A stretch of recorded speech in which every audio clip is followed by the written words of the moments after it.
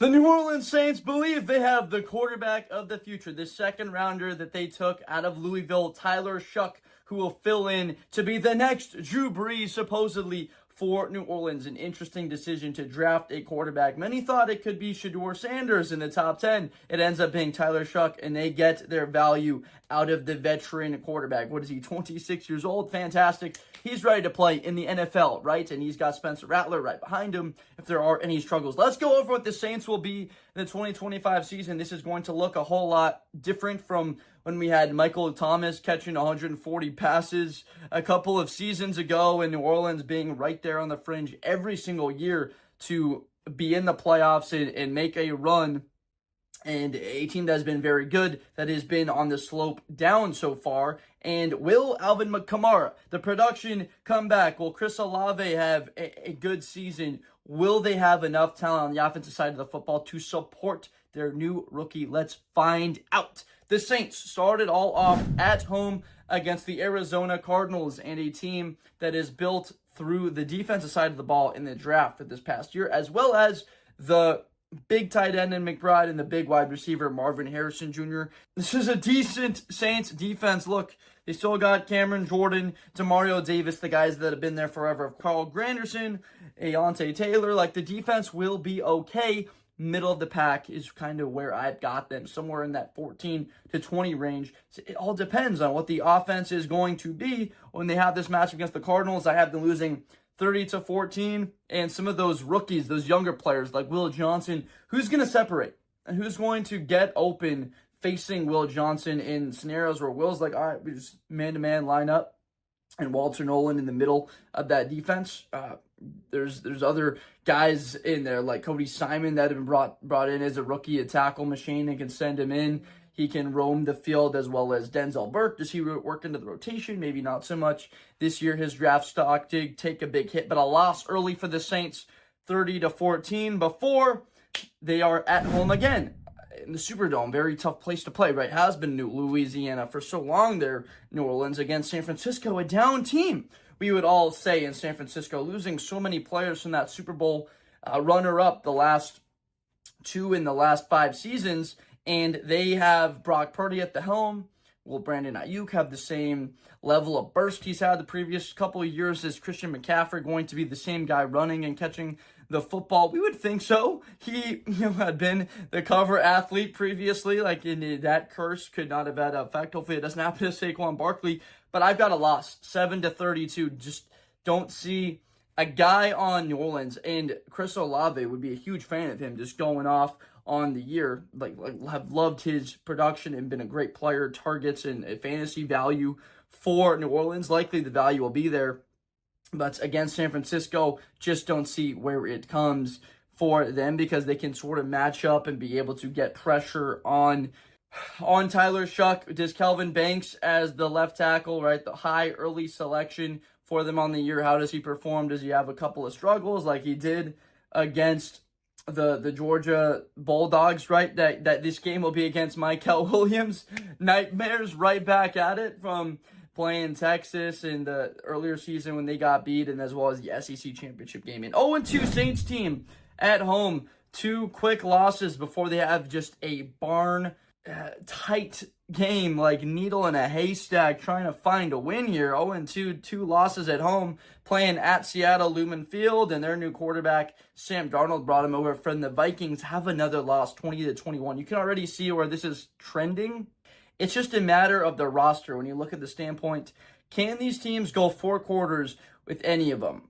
Because the defense used to be able to have the takeaway capabilities. Like, you knew that they were going to take the football away and Drew Brees wasn't going to turn it over, and they were going to move down the field. Like, hand it to Alvin Kamara for 98 yards. He'd have a touchdown or 2, and they were able to rely on Michael Thomas, Chris Olave, and Drew Brees would move them down there. Even back in the day, Jimmy Graham, that they just had, Brandon Cooks, so that they could have production. Have them losing 20-21 with a big takeaway from Nick Emmanwori, for those of you that followed South Carolina football last year. The freak who ended up dropping to the second round. 0-3 at the Buffalo Bills. What do we think?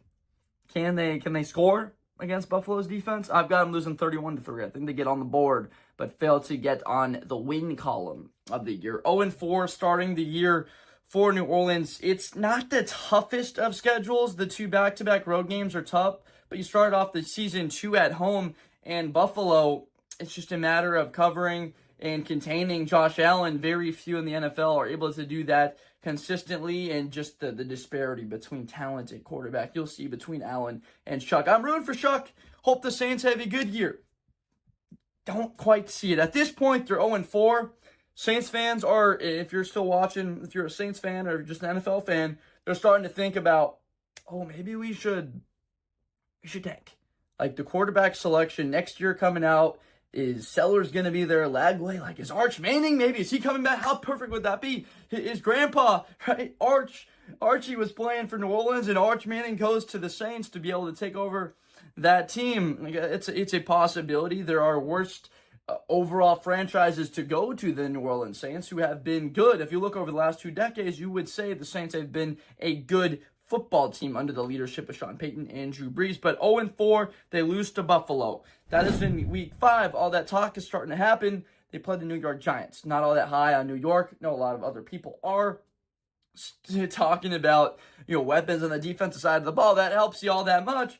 But Russell Wilson, Jameis Winston, we know what those guys have been as of late, and it's a decent helping at the Thanksgiving turkey table of some yams. Like, okay, like, it's pretty good. Like, occasionally, sometimes it hits the spot, but for the most part, I'll put up 10 points. 14-10, the Saints beat the Giants and move to 1-4 on the season. No thanks to, I think Shough turns the ball over a couple of times, gets 6 sacks in that game from New York, but they do pull it out at home. They are at home again against the New England Patriots, 1-4 record carrying into it. This is where we get to see some Travion Henderson play on turf once again for the New England Patriots. Send in, Chris Olave. Were they teammates? I don't know if they were teammates. I mean, Henderson was there a long time. Gotta go back to that. I don't think they were.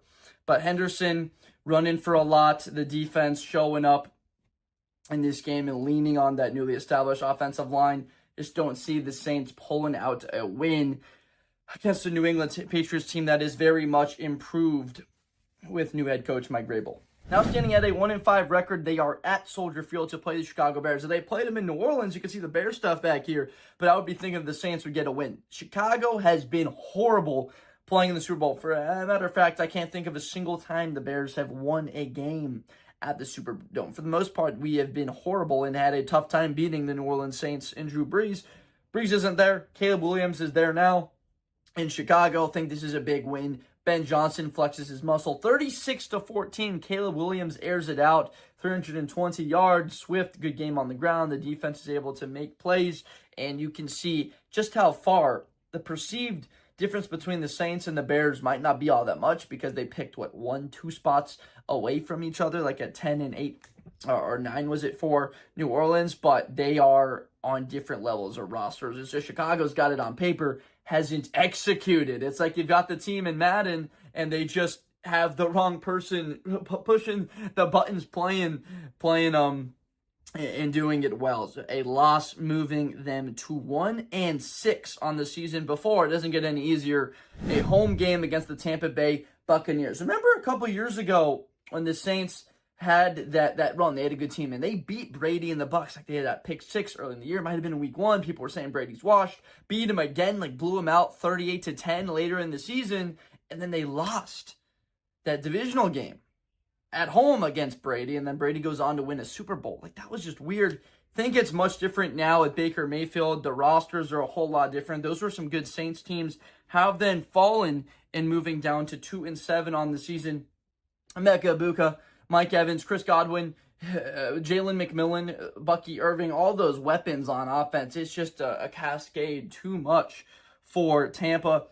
So they are 2-7 at the Los Angeles Rams, where they get 0 bomb. They're going to score against the Rams. Maybe they can. That's not exactly how the game of football is played. It's usually score more than the other team, not just get points on the scoreboard. That Rams defense, wow. They don't even need to play beyond the second half in this one. The Rams get up. They get up big and are just getting after Jared Verse too much off the edge and coming through that side, and I think he has a big day against Kelvin Banks once again. He has a bit of more steps to learn. Kelvin could end up being for sure the best lineman from this draft. Still, there is more development on that side, and then the Rams, Nakua, with Matthew Stafford, Devontae Adams, Williams, like that offense is so good now. 2-8, they're at Carolina, and you're like, please, let's just lose them all. Give us that quarterback like Tyler Shough. I don't know if this is going to work. Can we bring someone else? Maybe get a new head coach in here? And it continues. A loss against Carolina, 2-9. Curious what the consensus is, though. Like, if they are 2-8, 2-9, or even call it 3-6 with Tyler Shough struggling, do they think Tyler Shough's the guy? Is a second-round pick enough for them to continue to invest and build around him for the next season, or would they draft the quarterback? These are the conversations that need to be had. A loss against the Carolina Panthers. Look, the weapons that weapons that Bryce Young has now are far different. When you add another guy like Ted McMillan that you can throw just the ball up in the air to, and he's going to come down with it, you don't know the impact, or you probably do know the impact that can have. And Chuba Hubbard, one of the 5 most underrated players in the NFL. They head into the bye week with another loss. I know that this is the quality of team that had expectations to be better than what we have laid out for you.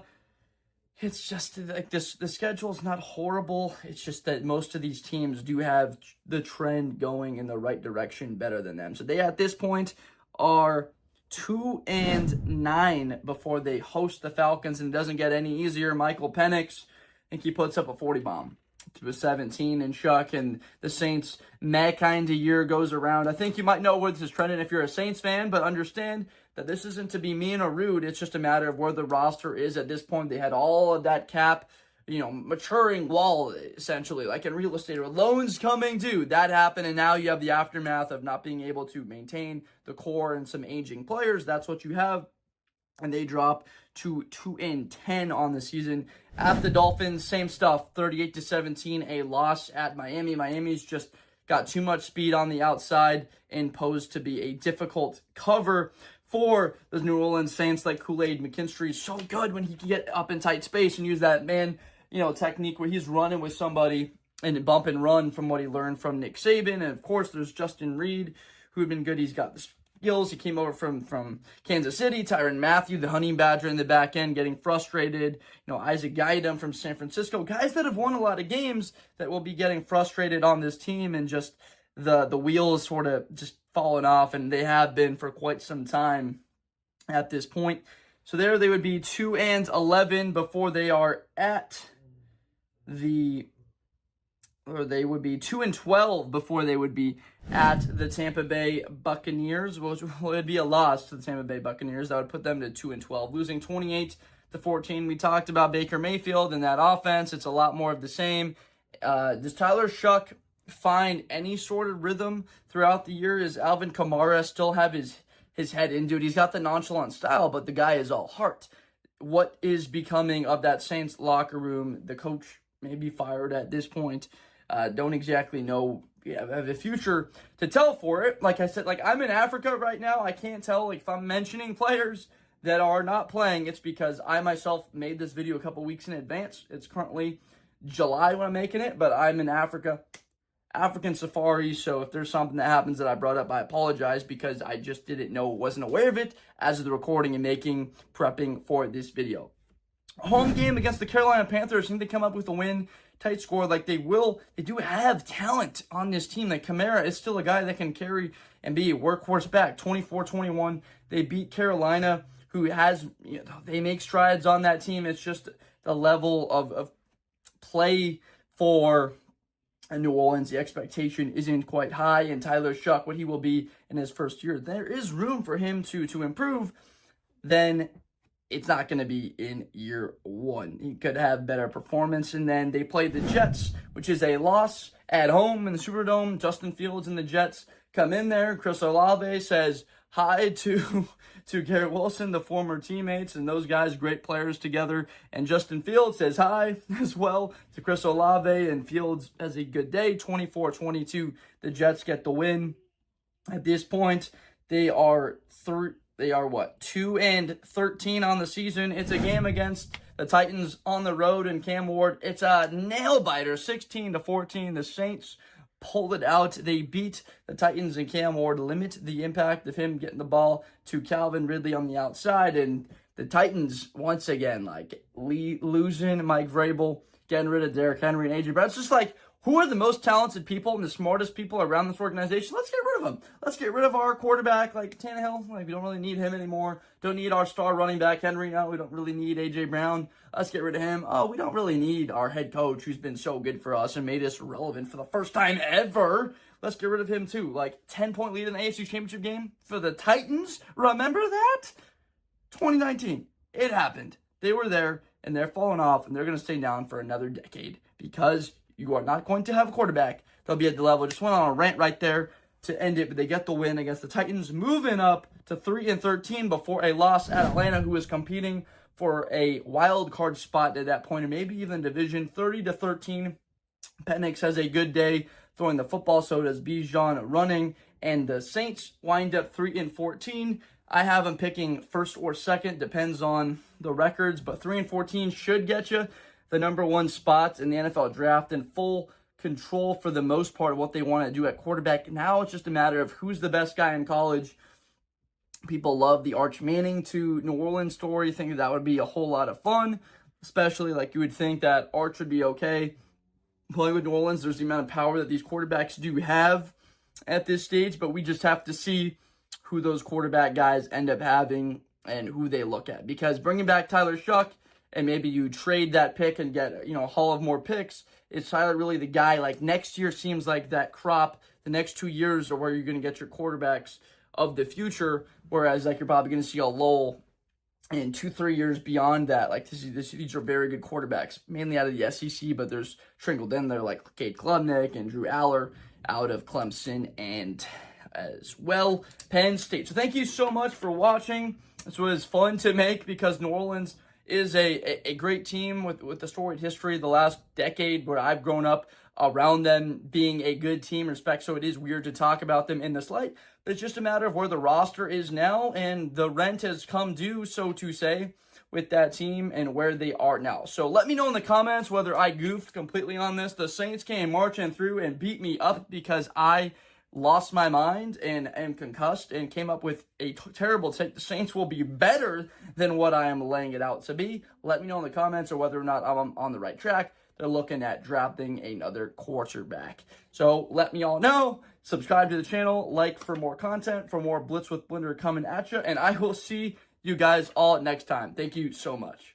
Best player in college football. That Georgia and Ohio State game, New Year's Eve, is going to be a classic. Josh Blender, hi everybody, I'm Josh Blender. To the